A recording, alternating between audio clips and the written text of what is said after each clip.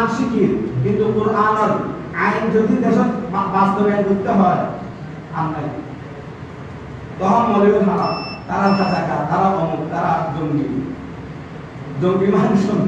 আর যদি আমরা নিজের সন্তান করে নামাজের শিক্ষা, কোরআনের শিক্ষা না দিই, কিয়ামতের ময়দানে যে সন্তান লাই এই দুনিয়ার মধ্যে হালাল হারাম না চায়, ব্যবসা বাণিজ্য করি, গুমরে হারামের গুম হারাম করি, এই সন্তান হলে কিয়ামতের ময়দানের মধ্যে আল্লাহ তাআলা বিচার দিব।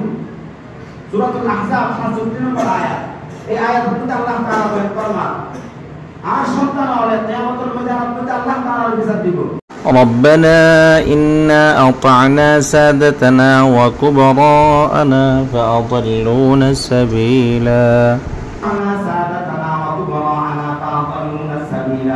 والله عارض المعبر عارض ضرر عارض نترول যারা আছেন তারা অনুসরণ করছি, তারা হদিন কোরআন শিখতে না হয়, নামাজ পড়তে না হয়, আর তারা অনুসরণ করতে ফাদাল্লুনা সাবিলা, তারা আলাদা ধ্বংস করতে, তারা আলাদা গুমরা করতে, খারাপ পথে নিতে চলে।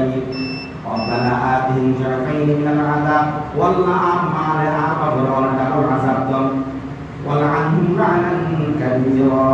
এবং অনেক আর মা বাপ আর মুরব্বী আর নেতা যারা আছে তারারে অনর সত্য এই অভিশাপত্ম তারা ফলপ্রসূত করো এখন লাই আর ফুয়াসা যারা আছে তারা লেখাপড়া করে এবং সবসময় শিক্ষা দিও, যারা মক্তব আইনের বয়স আছে তারা আর ইনশাআল্লাহ মক্তব করতে পাঠাইও।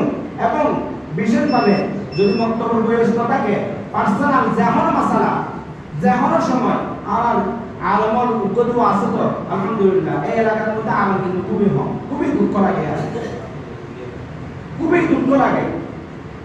মাদ্রাসার মধ্যে পড়াই ইনশাআল্লাহ তারা কাছে যে মাসালা আছে মুসলিম এবং প্রয়োজনে আর সপ্তাহে একদিন হইল যে হুজুর কাছে যায় মাসালা মাসাইল শিখতো কয়েকখান পাঁচখান কথা ইয়ান আর স্মরণ রাখি। এক নম্বর আর কোরআন ফুজুম কোরআন শিখতুম, এক নম্বর কোরআন শিখতুম, দ্বিতীয় নম্বর কোরআন ফুজুম, তৃতীয় নম্বর কোরআন অনুযায়ী জীবন করতুম।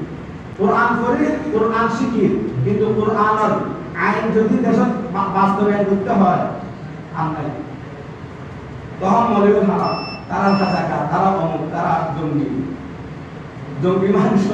তো যাই হোক, এক নম্বর কোরআন শিখুন, দুই নম্বর কোরআন পর্যন্ত, তৃতীয় নম্বর কোরআন মান্য, চতুর্থ নম্বর কোরআন ওয়ালারে মহাব্বত যুদ্ধ, চতুর্থ নম্বর কি কোরআন ওয়ালারে মহাব্বত যুদ্ধ, পঞ্চম নম্বর কোরআন প্রতিষ্ঠা যে দিকির আছে এগুলোর মধ্যে আমরা যেদূর পারি সহযোগিতা করি, কোরআন প্রতিষ্ঠার মধ্যে সহযোগিতা করব।